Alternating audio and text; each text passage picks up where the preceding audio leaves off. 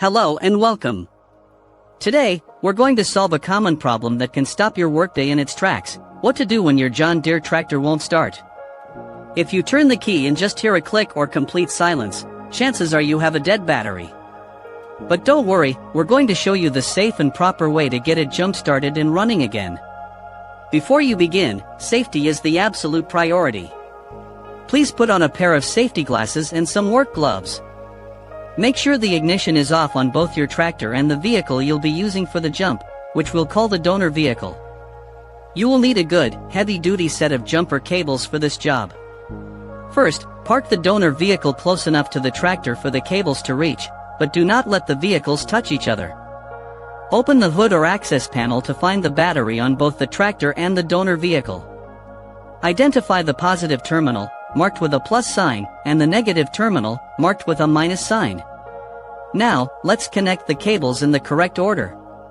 1. Take one of the red, positive clamps and attach it securely to the positive terminal of the dead tractor battery.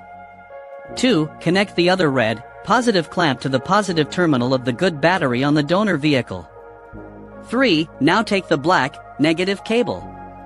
Connect one of the black clamps to the negative terminal of the good battery on the donor vehicle. For this final connection is the most critical for safety. Do not connect the last black clamp to the negative terminal of the dead battery. Instead, find a solid, unpainted, metal surface on the tractor's frame, away from the battery itself. An engine bolt or bracket is a good spot. Attach the final black clamp there.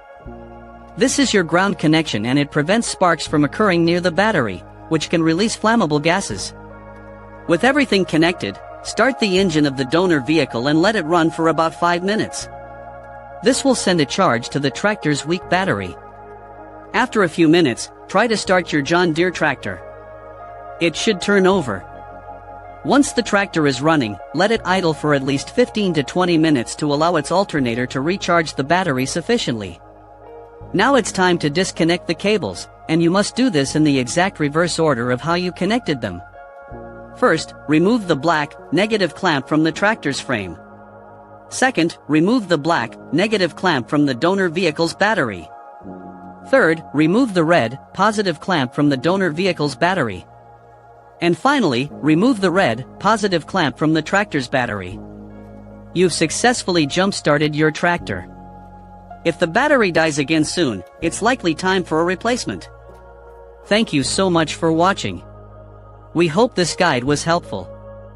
If you found this video useful, please give it a thumbs up and consider subscribing for more practical tips and tutorials. Be sure to hit that notification bell so you never miss an update. Your support helps us continue to make helpful content just like this.